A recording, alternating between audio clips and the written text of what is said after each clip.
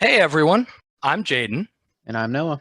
We are the Super Gamer Bros, and this is the Super Gamer Bros podcast. We're just a couple of brothers who love playing games and love talking about games, so that's what we do.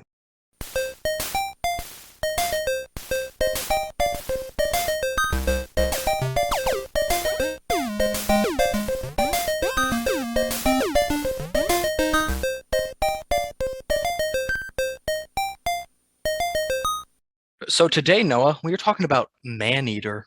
Maneater. Well, um, Maneater came out in 2020. That sounds right. Yeah, I'm pretty sure. And I'm pretty sure it was received well and it sold well. And my personal friend group, it has been received very diversely. I have people who like it and people who don't like it. Okay, yeah, it's rated very high on Google users, which I'm sure is uh 96%, yeah. Anyway, yeah, released May of 2020. yep, okay. So yeah, this is basically a game where you play as a female bull shark who is born in Port Clovis, and you basically go through this shark's entire life from its birth to its late adulthood. Yeah, this is this is a game. No, I think is it's pretty. I think it's pretty cool to talk about this game because this was the first game that I like bought and played specifically for this podcast. Like it was months ago at this point, but we were doing like our typical just looking through the PlayStation Store sales and just whatever, because that's what we do whenever there's a sale. Is we get on the phone, sit down in our respective couches in our respective houses, and just scroll through the sale at the same time, commenting on games we like, finding, buying all the games we like, and just splitting the cost. He's not being ironic. That is a legitimate thing that we do. Yeah, no, I've never heard of anybody else who does that, but I think it's fun. It's Oh something no, I I enjoy. love it. I love it. It's like I own so many games that I would probably not own and would never play That's true. I mean, they're because of those sales. one of them is one of an example I have is I know we just bought this, but I still haven't played it yet. Is Journey to the Savage Planet, which is a game I do want to check out. I don't really know much about it, but I've seen some people play a little bit of it, and it was pretty cheap. Whenever we buy these games, they're usually less than $15. So, we're already splitting that in half. So it really comes out to about less than $10 for each of us per game. So Yeah. the sales are pretty nice for us. Yeah, we'll usually go into a sale, spend about collectively like 50, $60 and get like, 7 games, something like that. It's fun. Like great way to get games. Sales. Yeah, But and then, those games for the PlayStation Plus games of the month next month. yeah, that happens. Yeah. But anyway, so Maneater, when it was first announced, first talked about, even when it first came out, I thought, oh man, this is stupid, because let's flash back to however many years ago, like maybe 2013, maybe 2012, even with the release of Goat Simulator, which Goat Simulator like started. Wait, what about Goat Simulator? Well, I'm just saying, Goat Simulator started a trend of quote unquote simulator games that are these, stupid, broken games that are released and people on YouTube buy them and play them to make fun of them. And then people who watch those people on YouTube buy them and play them and make fun of them privately with their friends. And because of that, these games make money and thus more are made. Are you calling Maneater a simulator? Well, no, I'm saying this is what I thought it was when I first heard about it. Oh. Like it was like, like instantly it's like, oh, you play as a shark, except like it's like an RPG. It just instantly made me think like, oh, okay, so it's something like Goat Simulator or like Farming Simulator, which has a new installment every year that I swear to God is just the same game with a different number on it. And just like, like I said, like they're broken, they don't work, and it's just like, and I remember like after Goat Simulator, like on Steam and stuff, like dozens and dozens of quote unquote simulators that are just these trash games that someone threw together over a weekend and is selling for $10 and people are buying them because it was a huge thing. And I always hated that. I always hated it. Yes, I do have the platinum in Ghost Simulator, but that is not related. It was a fun game. It was no. I did replay it. I thought it would be fun to play with my girlfriend, and I forgot. It's just a headache. Yeah. God, so much going on. Yeah, I never bought into that craze. I always thought it was stupid. And yeah, that's what I thought this was. Like I very much thought, oh, it's one of those games. And then our friend Kyle, who our loyal listeners might recognize from our earlier episodes, he had played this game and he had said, like, he was like, oh man, it's awesome, I love it. And I just remember like I think I said to him, like, Kyle, I love you, but you just like everything. Like you like every game you play. I can't trust you on this. But yeah, then like we were looking at the sale, it was there, and you were like, hey, let's get it. And you said like, oh, we can talk about it in the podcast. And I was like, yeah, I guess like if we only talk about games that we like and we only play games we like that we know we will like for the podcast, then eventually I guess like we would run out because So it's one note also. yeah. So I was like, yeah, it's a newer game, it's a weirder game. I thought, okay, let's I think we could have a good time talking about it, which is the whole point of this podcast. And I gotta say, I was shocked. This game's awesome. Like I absolutely loved it. This game was recommended to me by a friend who got the platinum trophy and raved about it. And so I pictured it as a full-fledged RPG that was more serious, and I was excited. And I still like really love the game. I enjoyed most of my time playing it. I do have some complaints about it that I will get to, of course. Yes, of course. But overall, no, I love this game. The premise is it's fun, it's fresh, it's charming. There's not much I can't say about it.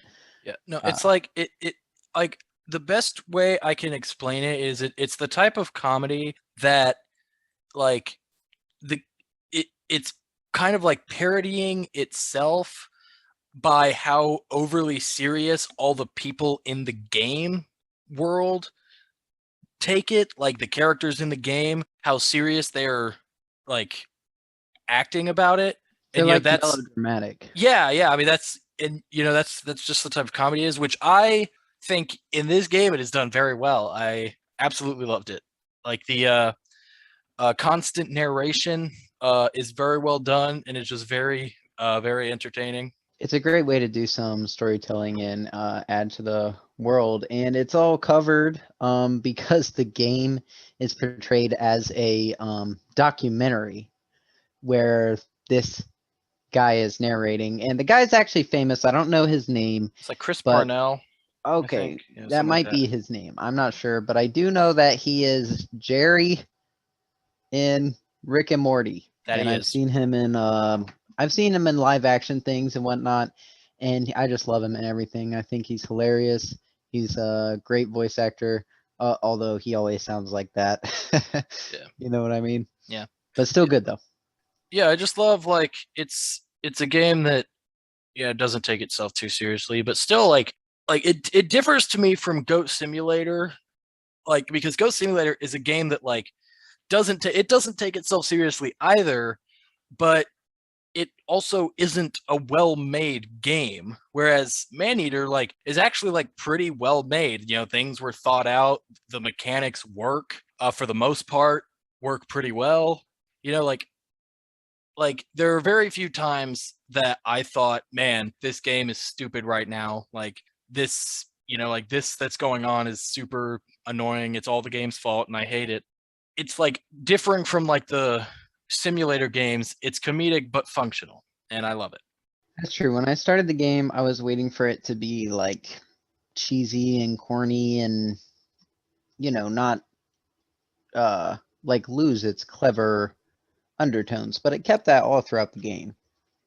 Every time I thought it was getting a little bit too serious, the game would joke about itself getting serious. Yeah. Mm-hmm. And we'll talk about this here, but the map, oh, it's so great for world building. Yeah. So, the game takes place in the fictional Port Clovis, which consists of 8 regions. There's Faltic Bayou, Dead Horse Lake, Golden Shores, Sapphire Bay, Prosperity Sands, Caviar Key, the Gulf, and then Crawfish Bay. That's the game. It's just that map. When it becomes open world, you are locked from the second half of the map for a while, just until you get to a certain level, and then you can go everywhere. So the order that I listed the regions are the order that they're unlocked, with the exception of Crawfish Bay, because that's where you play the tutorial section, and then that also is just you can in the main game go there once you reach a certain growth. I think you have to be an elder shark to be able to go back there, but there's nothing after the tutorial. There's nothing story there. It's basically just collectibles. But the other areas, all 7 of them, you actually do kind of visit in that order, and they each feature continuously growing predators that you have to fight, more a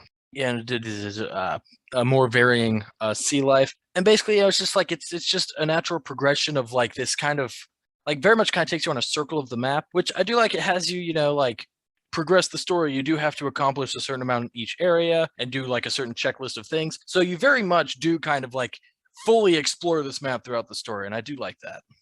And it is also for the most part one continuous open world. All the areas are interconnected, so it's not like a chore to get from one to another or anything like that. Did you say what your favorite area was? No, I didn't. Let me look back here. I would probably say either Sapphire Bay or the Gulf. That's really interesting, because I was considering the Gulf also. Well, it's the biggest and most open water, which is really cool.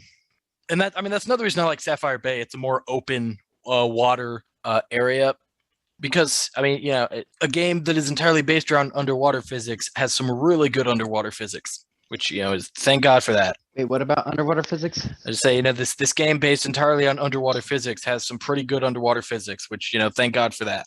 Yeah, I'm with you there. I really like the Gulf. I just liked it because it had the biggest, baddest enemies.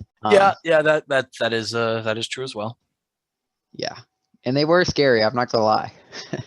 Yeah, and so no, certainly nothing would make me jump quite like I'm just swimming, enjoying my day, and then all of a sudden I'm in the jaws of a large creature trying to escape.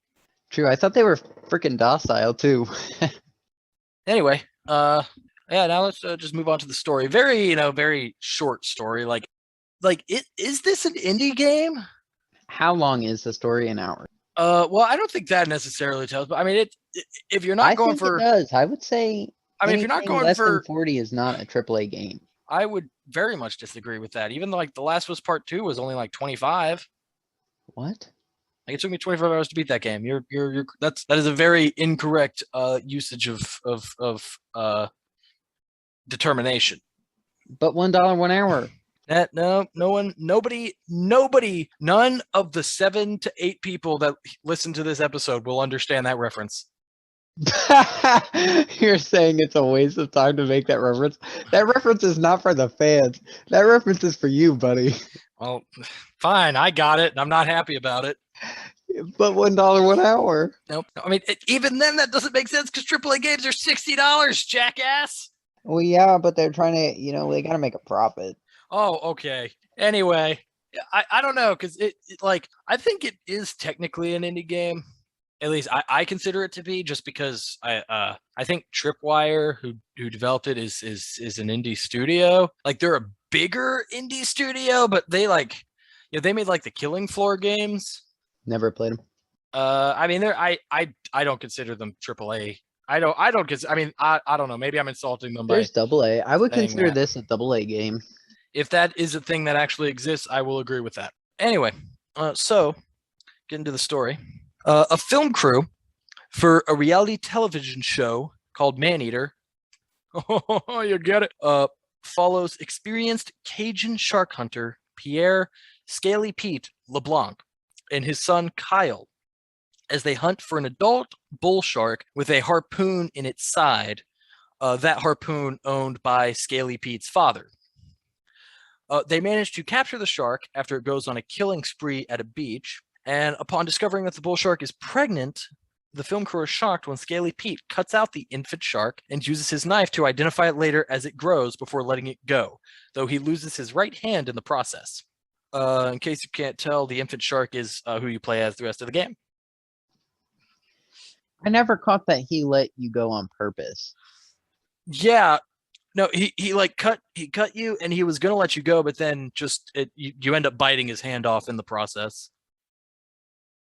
Because I think like he had cut it, and he was like, "Oh, so we can find it later." And I think Kyle, or maybe even like one of the film crew, was like trying to say like, "Well, you shouldn't let it go. You should just kill it or something like that." And he was like, "No, I'll tell you what I do," and then you bite his hand and end up in the water. So the infant shark grows larger over time by eating fish, aquatic mammals, and reptiles, humans, and apex predators. Other shark hunters eventually go after the shark, but are also killed and eaten. Back on Scaly Pete's boat, the Cajun Queen, tensions grow between him and his son over claims that Scaly Pete's father was killed by a megalodon, even though it is believed to have been extinct for over 2 million years. They eventually relocate the shark and attempt to kill it. They try burning the shark alive after it eats Scaly Pete's left leg, but the shark escapes, and Kyle is killed in an explosion that causes the Cajun Queen to sink and leaves Scaly Pete disfigured. As the shark continues to grow, the film crew grow concerned for Scaly Pete's sanity after losing Kyle as he prepares to use extreme methods to kill the shark. He eventually repairs and arms his father's old PT 522 Navy patrol boat with military grade firepower. He attacks the film crew after they attempt to talk him out of it and sets out to kill the shark, which has by now evolved into a mega shark measuring 9 meters or 30 feet in length. The shark, Wowzers. yeah, I I don't know why. I don't know I have no why. frame of reference Yeah. on how big that is. But I will say that at the biggest, you make a great white look tiny. What do you think? Yeah, never mind. So the shark ultimately gets the upper hand on Scaly Pete, who, in a last-ditch effort, uses explosives to kill himself and the shark. And that's the end of the story. Oh shit. Oh my god, the cat's freaking out. Hold on. No, audience, this is the part of the podcast where we awkwardly wait while Noah deals with his cat issues. His cat had Kids, I foster cats, and my cat just had his leg amputated today. Listen to his pain, Jaden. Oh, I did hear Yeah. it. I heard it. Oh, I don't know what to do. He's so out of it. He doesn't know what the fuck is going on. All right. Are we done with the story? Damn, it's so short. All right. Great story. Yeah, for going into this game, not having like really any expectations at all. I thought this story was awesome. It was so like quirky and cool. I completely agree with you. I think the writing as well as the voice acting, like the writing is so clever and humorous and the voice acting is done well. Yeah. Like everybody is they're like wacky versions of their characters. The only person who was kind of sane was Kyle, and I felt bad when he died. Yeah, no, I felt this like I absolutely knew he was gonna die. Every like section of story when you complete it, you watch like a little cutscene with Pete and Kyle and like the camera crew, and it's like it was just so crazy because I'm like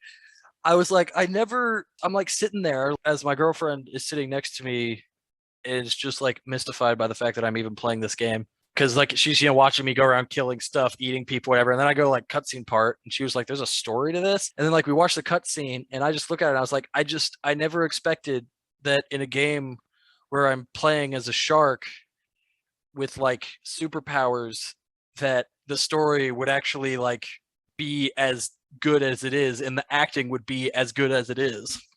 Right. It was very well done. I loved the entire game. And you're right, the missions are like they are nothing. They're like kill 10 sailors and I'm like, "Oh boy, here I go killing again."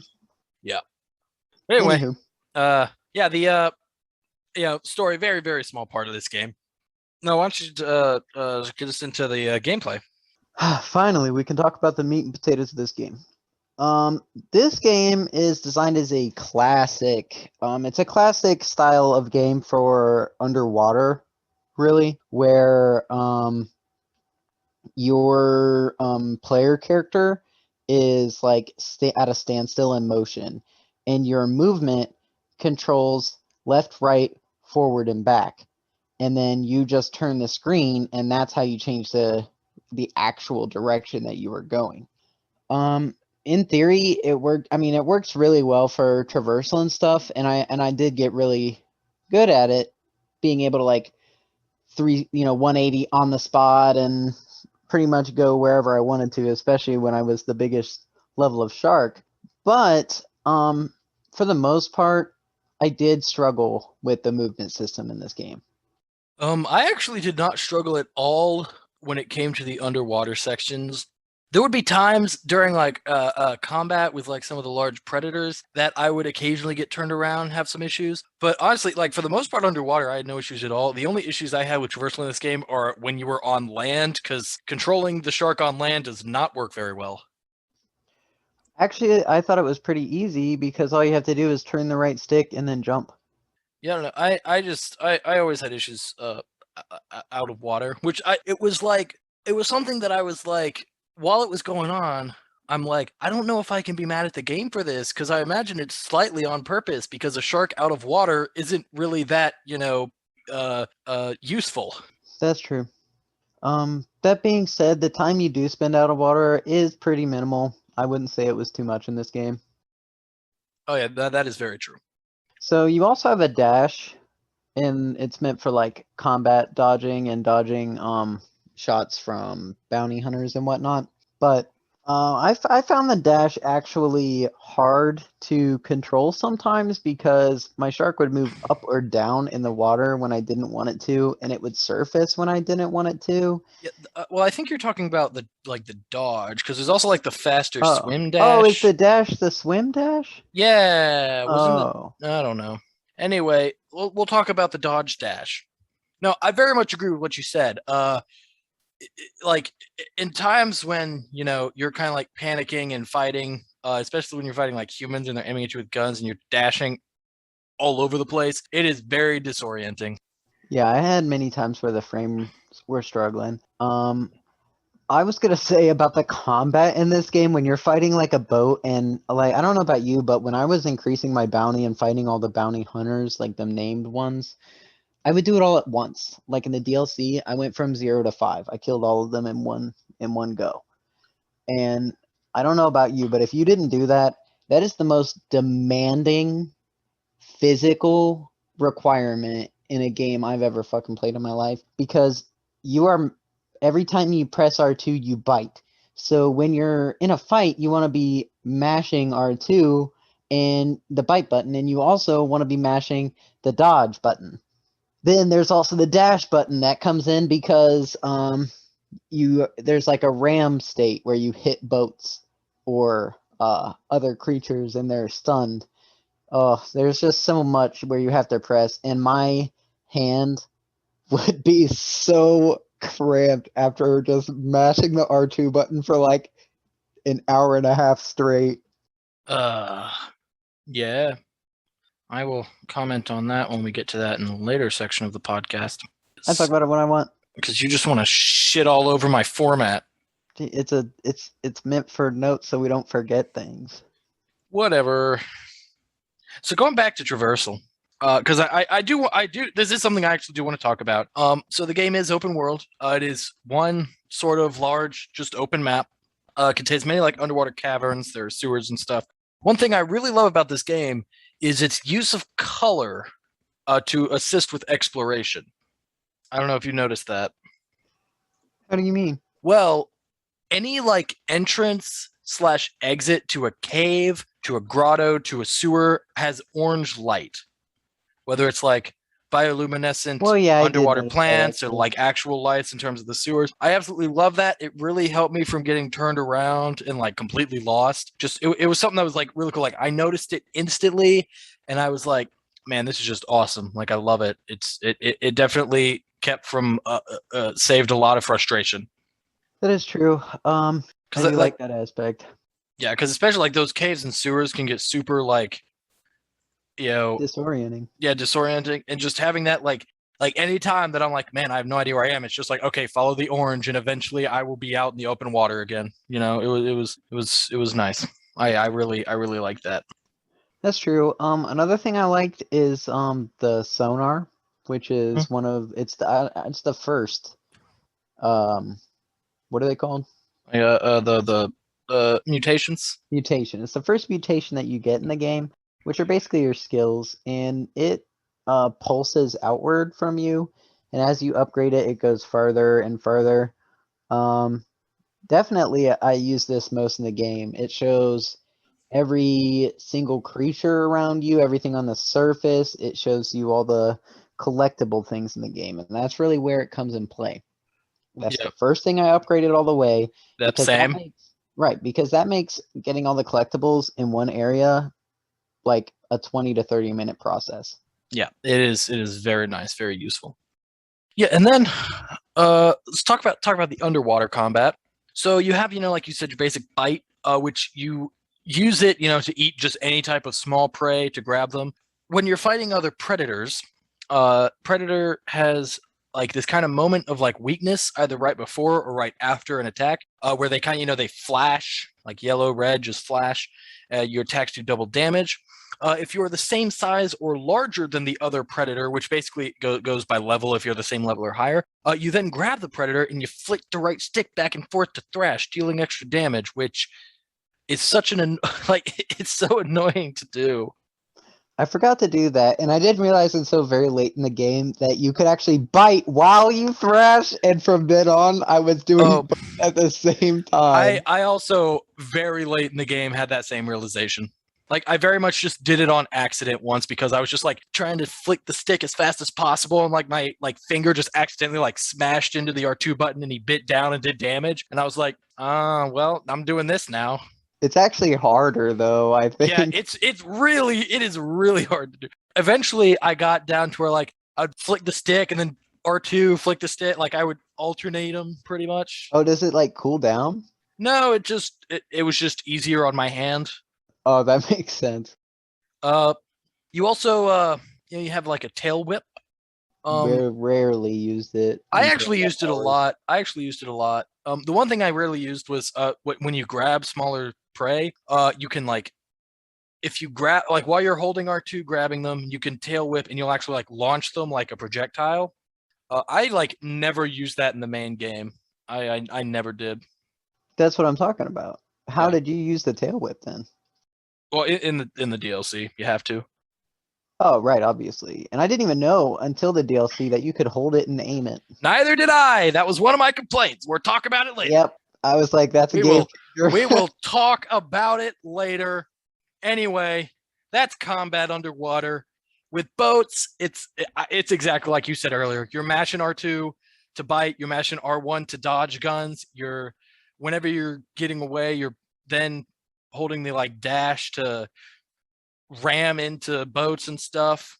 Uh It's a, it's just a, it's just chaos, man. it's It's just it chaos. is it is utter bedlam when you're fighting a bunch of bounty hunters.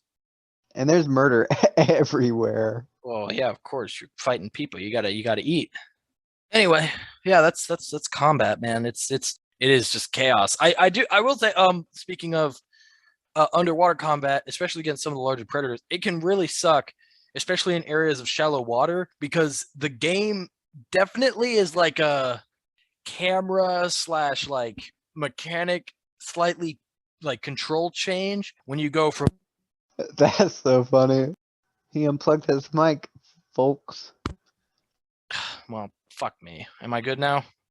Yep. Okay, where did I cut out? Well, so when you're fighting larger predators underwater, and especially like the water is shallower or you're just near the top, whenever you like break the water and you go like the game locks you into like that knifing motion. I think it's called knifing, where it's like the shark swimming in the water and like the fin is above the water. Classic shark imagery.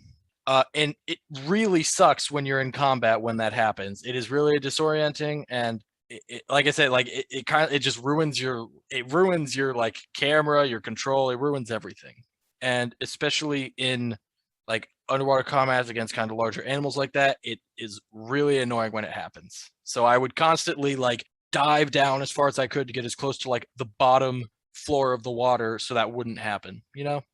Yeah, I had the exact same situation, and it would be worse with multiple enemies.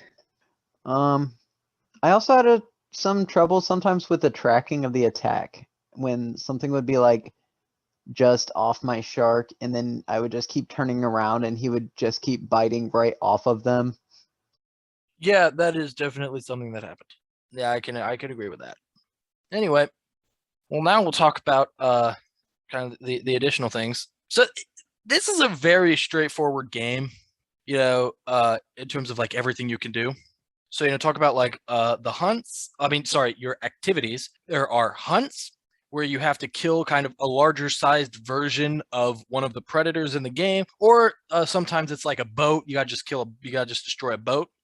There's population control where like there are highlighted like sections in each area where you just have to eat a certain number of prey. Usually it's like like, oh, eat 10 of this fish here, and then eat 10 of that same fish here, and eat 10 of that fish here. Like each section of the map had like its one prey food that was more abundant, and that would be the one that you would have to do that with. And then there's revenge, basically the same as population control, but it's with humans instead. And then once you completed all of the hunts and population control, I don't think revenge was tallied for that, but once you complete all the hunts and the population control, you unlock the apex predator of each section. It is sort of like the boss of each section. The last thing you do will be to fight this apex. And yeah, basically it's just a larger, higher level version of the predator. There's a different one for every section, ranging from an alligator to a barracuda to a different type of shark, all the way up to a sperm whale. The damn sperm whale. I didn't even know those were predators. Level 54. I don't know. I said, what the hell? They can whip you across the map one hit. They will. They whip you super hard. And then you very much mentioned earlier the infamy rank. If you kill enough humans, it causes bounty hunters to come after you, and killing bounty hunters fills up your infamy meter. Once you max it out, a named shark hunter comes after you. Killing that hunter levels up your infamy rank, which gives you a new. It unlocks a new mutation, and it restarts that cycle. So you have to refill the meter again to get to the next level. But you also each time you level it up, you have tougher normal enemies that come after you. Bigger boats, bigger weapons, all that stuff. There are 10 levels. I did not do what you did. You said you just did it all at once and stuff. Yep. I just found the act of building up the infamy meter and fighting these bounty hunters to be very tedious, very annoying. So I would usually do it one rank at a time. I would get up anytime I fought bounty hunters, doing a population control or a hunt or whatever that would summon them, I would fight them. And before, when I was lower level, I would usually fill up half the circle, and then next time fill up the other half. And then by the time when I had maxed out my level and stuff, I would just fill up the entire circle. But I would do one level at a time, and then run, hide, and then continue doing other things, because building up the infamy rank was probably the least enjoyable part of the experience for me. Yeah, I was gonna say, I actually really like this system and how that you get stuff for doing it and whatnot. It reminds me of the bounty hunter system from Assassin's Creed Odyssey, and I really like that when there's a chain for you to climb up of enemies, one stronger and then stronger and stronger and stronger. And it's even better when you get stuff. But it's like you said, the problem I have with it is it takes far too long to get to the next named person. I mean, you'd kill like 5 waves of enemies and still not have that next person coming. Yeah, like especially in like the later levels with how like just tough the ships are and stuff. Like it's probably like ranks 5 to 10 is like at least 30 minutes each rank. Like it really just drags. And like the one thing that can make it faster is, giving like yourself like mutations that destroy ships faster. We'll talk about that a bit later. But I tried that. no, I mean, I definitely think it made it go faster, but it's a drag. Like I said, it's easily, I would say, the least enjoyable thing of 100%ing the game. But even like it, honestly, I would even say it's the only part of 100%ing the game that I didn't like. Like I actually liked everything else. It was just that I did not care for. Yeah, I'm with you. Uh, and then of course, collectibles are a big part of this game as well. I love them all. Yeah, same. So there are there are three types of collectibles. There are the nutrient caches, which are basically like these like crates hidden underwater. They give you nutrients. That's which are used to upgrade your shark. And basically you just have to find those. Then you have license plates. They are either floating in or above water. Sometimes like on land. They're pretty much the only collectible that'll be on land. Many require the use of jumping and dashing to acquire because they're like very high out of the water.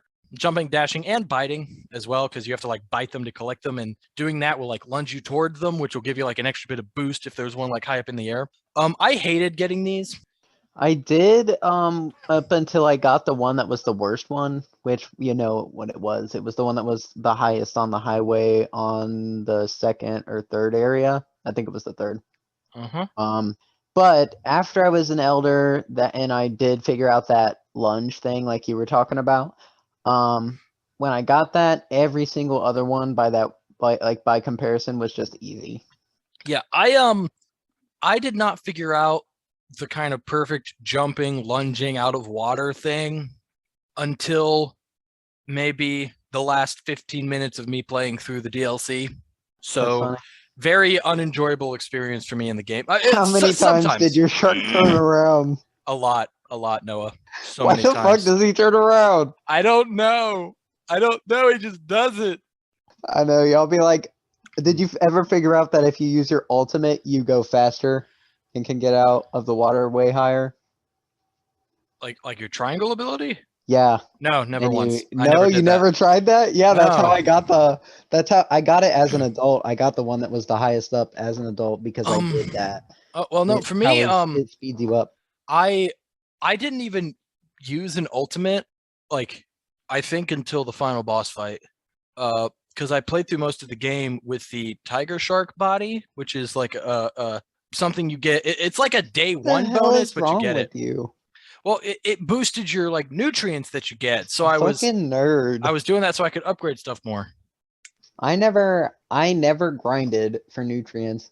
I never used the tiger shark body, and I didn't have a problem upgrading everything all the way. I never used another body until I had a complete set. That's when, well, no, that's such. I used like obviously like the other body parts, but I never actually changed the body until I had a complete set. And also because the tiger shark doesn't have a special ability, I didn't even realize that that was a thing until way later in the game. Oh, special ability like the triangles? Yeah, like the tiger shark body doesn't have one of those. So I didn't know that was a thing until way later. Damn. Anywho, the landmarks are awesome. The landmarks are awesome. One of my favorite collectibles in any game. Which one, as you said, with the sonar, this game, one of the best games for getting collectibles of any game. Like, I didn't have to use a guide at all. Very, very fast and easy. But the landmarks, so they are signs that point out significant in-game locations. They're very humorous. Like, again, just the very nice writing and performance of the narrator in the game. Also, many references to other IP. You find SpongeBob's house. You find Pennywise from It. You find a reference to Happy Gilmore. You find like a giant chained door at the floor of the ocean, like a Pacific Rim reference. You find a giant Cthulhu statue. And that's just 5 of the many references that this makes, that these landmarks make. And I loved it. I loved it too. They're easy to find. They're easy to collect. They don't take too long. showing them to you, and they always have funny little notes about them. Yeah, yeah, very good. I very much enjoyed the landmarks. And then of course, this being like an RPG game, as it is marketed, there are several RPG elements. So completing missions and eating prey gets you 4 different types of nutrients: proteins, fats, minerals, and mutagen. All of those are used for upgrading your shark. There are 6 different categories of mutations. There's the head, the teeth, the body, the fins, the tail. Those are all physical. And then the organs, which you can have 3 of, just kind of different abilities there. They're more like passive abilities. Anyway, so yeah, with the kind of body modifications, there are 3 sets. There's the bone set, the bioelectric set, and the shadow set. I used all 3. I used all 3. I had I thought they were so cool. I loved all of them, and they all had their different uses. Like I used the bioelectric set for a long time because that was the first one that I got, and it was just good. It's good. And then after that I alternated between the bone and the shadow set, because I would use the bone set when going up against hunters, because it is made for fighting boats. Like, it ups your damage against boats. It ups your defense for like the constant barrage of attacks you get. It's very much made for fighting boats. I agree, except for the fact that I sub out the bone teeth for the shadow teeth. I keep them all because I understand why you keep the shadow teeth. I keep them all because they have like, you get like a bonus the more you have equipped of a certain set, you know? True, but none of it helps your health. Oh yeah, yeah. That is And true. then at some point, whenever I have the bone body, at some point I have to run away and eat and come back. That is no, I absolutely had to do that. And then the shadow set I would use when fighting underwater like predators, like the larger underwater predators. Because 1, it increases your swim speed a lot. 2, your tail whip actually launches like a little poison ball that poisons them, and you can just poison them. 3, the teeth of the shadow set, you get health for every single bite attack that hits, which is very useful because there is no like actual constant healing in this game. So that's really the only way that you can get healing without having to run and eat smaller prey. And 3, the ultimate for the shadow set slows down time, which is really useful when fighting larger predators. And also, they all look super cool.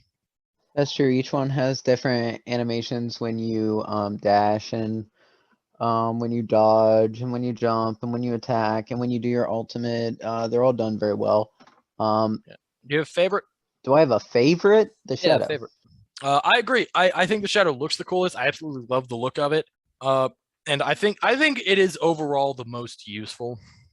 And then, like I said, the organs, they do stuff like improve your sonar, give you extra health, increase your defense, increase your attacking, stuff like that. Pretty kind of standard. Each mutation can be evolved up to 5 levels using the different nutrients. Also, Noah, I want to know your opinion on this. So there are, in this game, in each area, there is a grotto. It is like a fast travel location, and it's also like your home base in each area. You have to be in a grotto to upgrade and swap out evolutions. What do you think about that? I personally don't really mind it, because you can fast travel to them. And swimming, unless you're in the Gulf, you're not really swimming very far to get back to wherever you were. And I didn't really have a problem with this because I didn't find myself changing all that much. Like I said, I only fought the bounty hunters at once. So I only used the bone body 3 times. When I got halfway through the bounty hunters the first time, when I finished them off, and then when I did the DLC ones. I found myself switching more often because, like I said, like, I did not do all the bounty hunters at once because I was so annoyed by it that I just didn't want to. I didn't. I really did. I was really annoyed about it at first, but then, like, yeah, I was like, it's fine. Like, I think it's fine. I think it would have been kind of OP if you were able to switch them out whenever you wanted. So, like, I get it. I think in the end, I Like think it in was a theory, better you could do it choice. in the middle of a fight that way. Yeah, I know. That's what I'm saying. Like, it would be very much OP for you to do that. So I can understand why they would limit it. So your max level is 30. And you increase your like age slash size every like few levels. Like you start out as a baby. I think like level 5 you become a teen. Level 10 you become an adult, and then it's like 20 for elder and 30 for mega, something like that. No, that's right. Yeah. I don't like that the max is 30 because I hit it super early in the story because I was like completing each region as I went along. I did that too, but I didn't think it was too early to be a mega.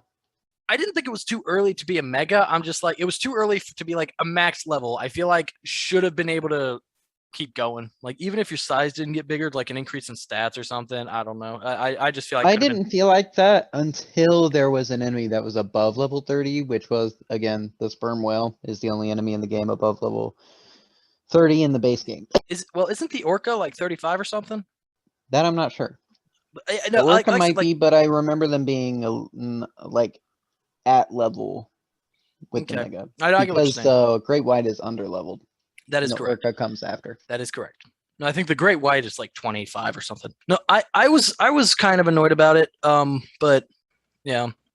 Yeah, it's like it's not game break, but it's like I said, like I had an issue with it when I encountered things bigger than me because I was like, oh, I thought I was supposed to be the biggest, baddest thing in the ocean, but I'm not. You know, that's bad. And now we're on to notable trophies. Really, there's only one Queen of the Ocean. Reach 100% objective completion in all regions. You do that, you have the platinum. There are no miscellaneous trophies. There's no like a certain number of prey, anything. It's literally like you get a trophy for getting to infamy rank 10, for killing all the apex predators, which you have to kill all the apex predators for the story anyway, and then 100%ing all regions. Like each region and each apex predator are like their own trophies. Unlocking all the evolutions, but you know, to 100, you will do that 100%ing all the regions. Like it's very much like, you know, there's nothing tricky about the platinum of this game. It's like you 100% the game, you get the platinum trophy. That's it. Easiest platinum ever. Not easiest platinum ever, but not difficult. Well, easiest platinum for me. Okay. And then kind of like Easter eggs and references, see landmarks. Like I said, you very much like there are dozens. Anyway, that moves on to our questions. Noah, favorite moment? My favorite moment was probably becoming an elder because that's when everything is truly unlocked. Yeah, I understand that. Oh, here's something else. I didn't figure out you could open the gates with the tail whip thing until late game also. I figured that out decently. Like I figured that out like as soon as gates appeared because I think I literally like on a whim like, oh hey, maybe I can do this, and it worked. Anyway, your favorite moment becoming an elder? That's cool. My favorite moment, the cutscenes with whenever you check in on Scaly Pete and Kyle and Scaly Pete after Kyle died. It was just like it was just surprisingly good, and I was just surprised by how much I cared. Like I really enjoyed like anytime I would come upon a cutscene, I'd be like, oh cool, and I'm just gonna sit and watch this for a few minutes, and it was entertaining. I liked it. No, I completely agree. They're very entertaining. They don't last very long either. They're like the perfect length and they're hilarious. I loved all the ones of Scaly Pete, especially. A favorite boss battle? Can I extend into DLC? No. Okay. We'll talk about DLC. Oh, okay. Then my favorite boss battle. Because I have to be. I was just gonna say I have to. If DLC were included, I would probably 100% agree with what you're saying. Okay. Well, then my favorite boss battle would be Scaly Pete himself. First time or second time? The second time. I get that. Yeah. Is that when he brought the electricity out, or was that the first time? No, that was the second time, I think. Yeah, I really like that mechanic. I thought they should have brought that in sooner. I hated it. Well, I hated it until I figured it out, which was 5 seconds later, and then all you do is target the thing. I didn't know you could target the thing until during the Scaly Pete boss fight. I targeted the thing, like I hit it once in whatever, not on Scaly Pete's boat, but on another boat. But like I did that on the same like shot that actually just destroyed the entire boat. So I didn't know if that was just a coincidence or not. And like I just never tested it. Yeah, those lightning things really screwed me up for a while. That's so stupid. As soon as I saw that thing underwater, I was like, oh, obviously that's it. Yeah, I just thought it was just a cosmetic detail. Anyway, the Apex Predators, I thought they were really cool. Up until like really, I would say like the first three, and then the last two, because for like those I was not over leveled, and the underwater boss fights when you're like actually like on the same level, not like stupid under leveled, but like on the same level, are really fun. Like yeah, really like actually kind of tense and stuff. I really enjoyed the underwater combat in this game. I went back and forth on it. There were moments where I thought like, man, this is really fluid. I really got this down. I'm loving this. You know, I'm in control of the enemies, whether they be bounty hunters or underwater. And then there's other times where I'm like, the camera's fucking me. My shark's not biting things right. The enemy just attacked 4 times without stopping. You know, something like that. And I'm like, when it got to that point, I would struggle and I would, it was mostly like the mechanics, mostly the camera issues. Yeah, I get you. I did have that experience several times as well, but over the course of the main game, not enough that I was like, yeah, this ruins the experience. I don't really want to play this anymore. Yeah, Yeah, no, I agree with you. anything to that extreme. What we didn't like about the game? I like your answer. I think that's funny. Um, what I didn't like about the game, I wish that, I mean, to be honest, I wish that there were more powers or the powers had more of an effect than they did, which, like, if you really paid attention, they do have an effect. And when you upgrade them all the way, it's more obvious, but it's still, like, not as much as I would have wanted it to be. And there's also, like, I would probably add different powers since they don't really have that many effects. They really only affect on dodge, bite, tail whip, and dash. You know, there's not really nothing outside of those things. No, I get what you're saying. I agree with that. I thought there were going in. I thought there were going to be more than there were. I was surprised actually. The different bodies. I was surprised there were only 3. I thought going in there would be more. Yeah, I thought the same thing. What I didn't like about the game, stability. The more of the map I unlocked, the worse the game worked. It was not like awful, but like I said earlier, way earlier for anyone who caught it, the map is sort of one large area. When you unlock the last 2 areas, the Gulf and I think Caviar Key is the one right before that, to get into those areas and to get from those areas into like the previous sections of the map, the game will like when you get there, like pull it, like it'll load, it'll have to like it'll cut to a loading screen, it has to load that area. That's really annoying, especially with the fact that the map is completely open, so you can find yourself crossing back and forth between these areas accidentally all the time. Especially I would end up in like fights with like bounty hunters near these sections, so I'd be in the middle of a fight and then all of a sudden loading screen because I had cut to a different area. I know exactly what you're talking about. When you said stability, I thought you meant more like when you're fighting a bunch of bounty hunters and it's a shit show on the screen No, and the frames are dropping. I do mean that as well. I'm talking about both of these things. Oh, okay. Well, first of all, that thing that you're talking about, I did come across once or twice, but my issue, I never had an issue with being in combat, but I did have an issue of being confused about which way I was supposed to go. So I would cross it and then have to go back and be like, maybe just loaded a section at a time then.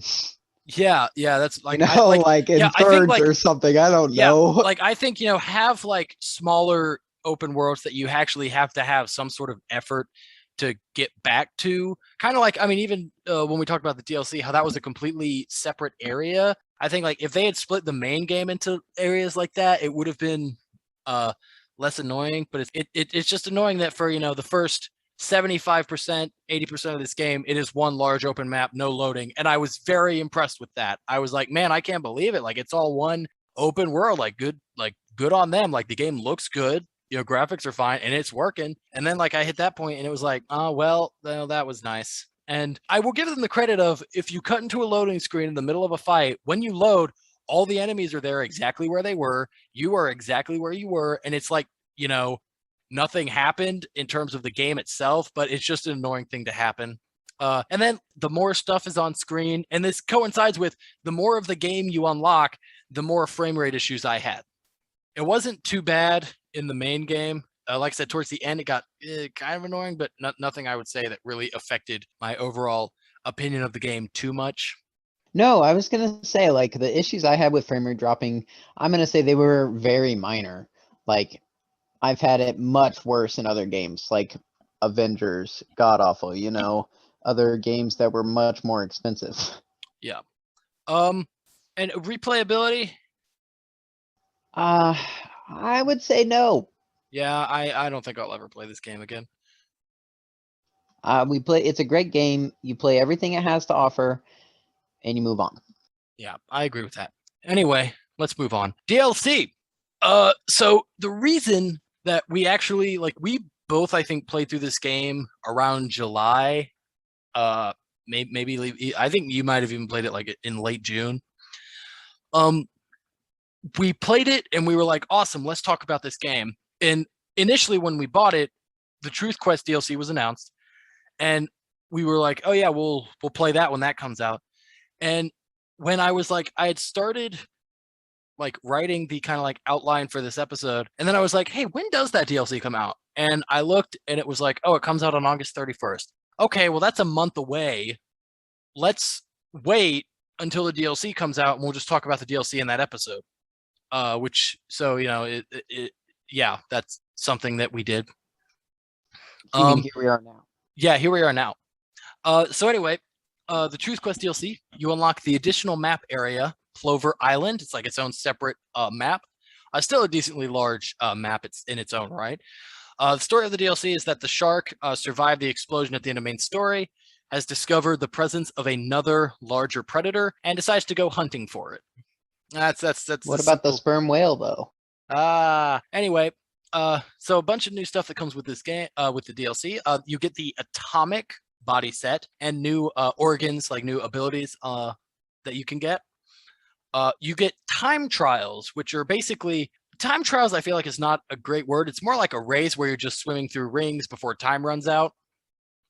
That's what a time trial is. No, to me, like that's what like a race is like a Lego game. You have to go through the rings and you have a certain amount of time. To me, like a time trial is kind of like you're trying to get as fast a time as possible. But this isn't that. This is you beat it and then it's done. There's no like, oh, this is your best time. Can you beat your best time kind of thing? Like that to me is what a time trial is. That's fair. I'll give you that. Anyway, it very much incorporates the use of like whipping prey with a tail whip to attack targets, which, like you said, I did not know in the main game and did not know for a large chunk of the beginning of this DLC that holding the tail whip attack would allow you to aim. Really annoying at the beginning trying to do it. Yeah, I struggle with this the most in the DLC and don't like the mechanic. If it worked, I would like it though. Well, once you can aim, it works very well. Like super easy. Not very well. It worked very well. I still struggle with it just because like at that point it's hard to get things you can bite without killing also. No, I didn't really have that problem. The second I found out about that holding thing, very, very easy. I did not struggle at all. But once again, the game, as far as I'm aware, never tells you that. Maybe in the tutorial, but I don't remember. I never saw it. The main game never really forces you to use that. So yeah, very annoying. But once I figured it out, not bad. There are 5 new infamy rank levels. It ends with a boss fight against the atomic Leviathan. And also in what is probably my highlight of the DLC, you fight other predators with the same mutations that you have in the base game. There is the electric great white, the shadow orca, and the bone sperm whale. Really cool. I thought that was really cool, fighting them with like your abilities. Yeah, I was gonna say that was gonna be my favorite like boss I said, fights. I very much agree. Those were I love fighting them when with they those showed abilities. up. The last one, it was the bone sperm whale. I was hoping it was gonna be an orca because I was like, if it's a sperm whale, this is gonna be a stamina fight, and it was. Yeah, it really cool. I really liked that concept of it. It was awesome. That being said, I did not notice the powers come into play much when I fought them. They just I, look cool. I did with the electric great white. It's like it stunned me a few times. But no, with the orca and sperm whale, I agree. It very much looked more cosmetic than practical. I also want to talk. There's an additional collectible, the Truth Seekers. Very stupid collectible. You can't see them with sonar, but they can be underwater. They can be on land. They can be literally anywhere.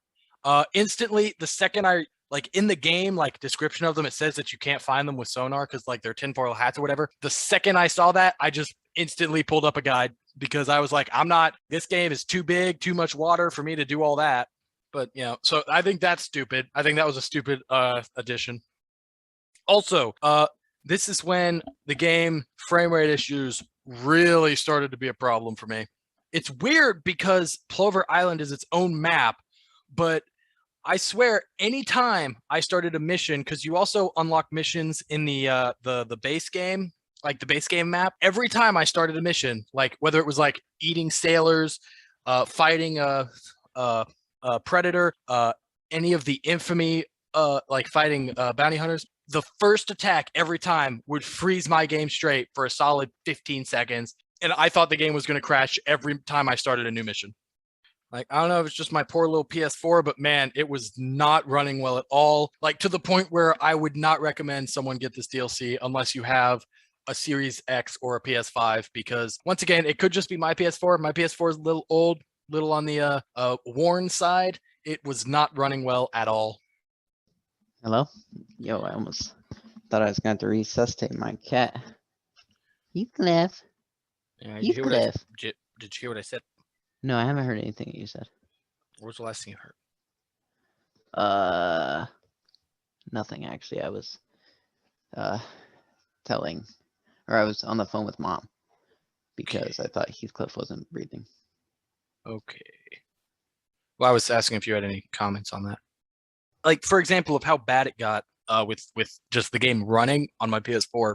When you get to like the 5th infamy rank, it actually is like a mission marker that pops up. It's not like they just pop up hunting you like they do every other time. But starting that mission for that last like bounty hunter boss, it crashed my game 3 times that I'd like keep restarting the mission.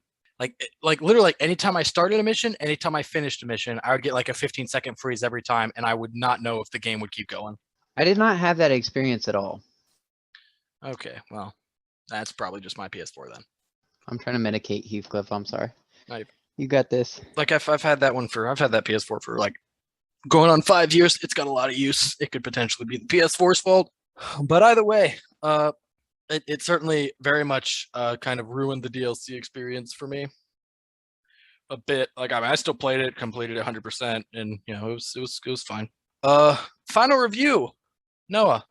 I really enjoyed this game, and I would recommend it to anybody. The people I've heard disliked it stopped before they got to an adult, and I get that because the hardest part of the game is the beginning.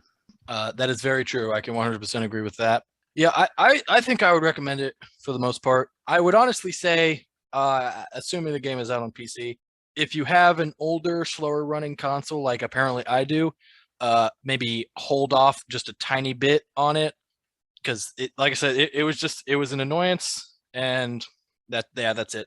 But like, I enjoyed the game. Like, it is very much like a silly, fun, like 15-20 hour experience that like it's dumb fun is what I would say. Like, it's just, It's true. Yeah, I mean, that there's really nothing more to be said. I enjoyed it. I thought it was a really good game, except for its minor cuts, but what game doesn't have those? yeah, I got you. So we're going to move on to the indie bit, the bit where we talk about indie games.